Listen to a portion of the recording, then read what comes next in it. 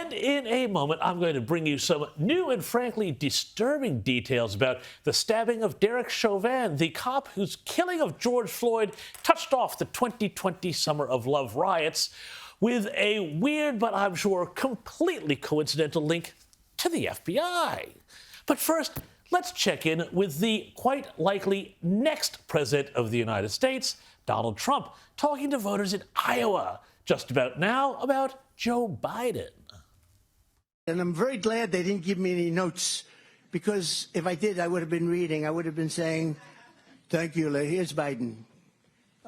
Thank you. I saw something the other day that was incredible. He's taking questions. And again, I wouldn't talk this way, but he indicted me.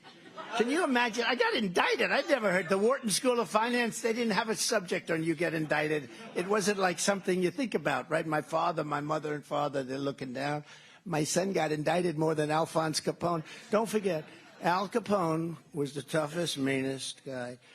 If you had dinner with him and if he smiled the wrong way, where he thought you were maybe smiling about him or mocking him, you were dead.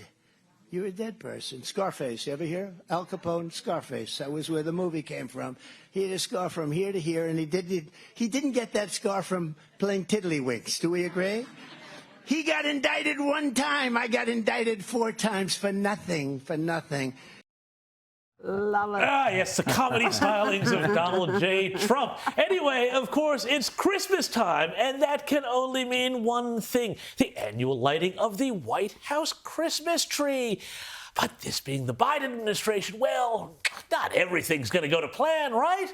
I mean, look, it started off well enough with an event producer whipping up the hand-picked crowd to cheer their favorite president. Stand by, applause. And applause, applause, applause.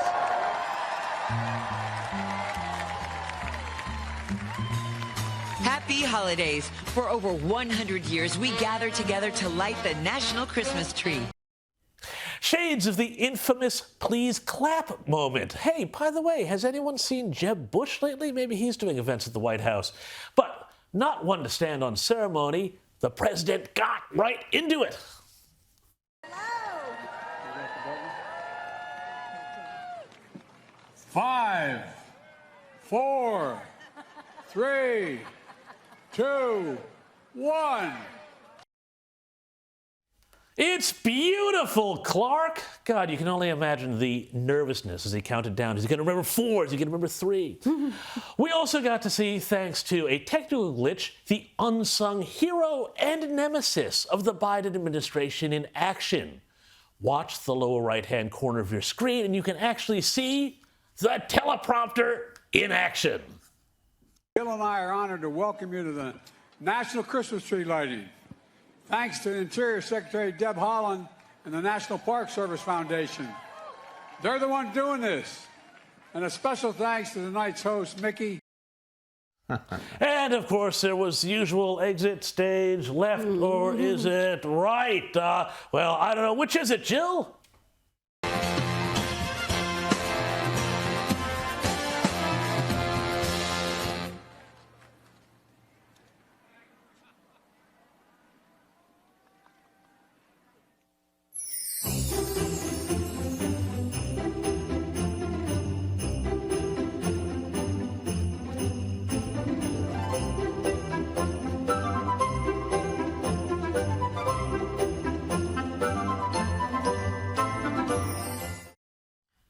This way, not that way. And did you notice the little jog he did too? It's because he's so fit and so vigorous.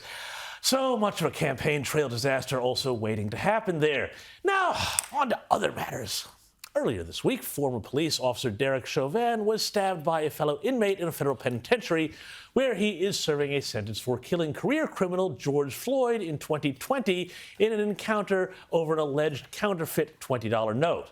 Now, Floyd's death, you will recall, touched off weeks of riot and destruction across the United States. Egged on by the Black Lives Matter movement, resulted in at least 20 deaths and gave the world a look at how depraved media outlets like CNN really are when they gave us the glorious phrase, mostly peaceful protests. Now, here's interesting stuff, though. Details have emerged about the man who is alleged to have stabbed Chauvin with a homemade shiv in prison 22 times. Turns out the alleged stabber was someone named John Turshak. He's apparently of Czech heritage, but according to reports, he grew up in Los Angeles, got involved with drugs at a young age, and improbably, but whatever, hey, this is America, right? Became a member of a Mexican drug gang that had cocaine as its stock and trade. Oh, and one other funny thing. He was also an FBI informant.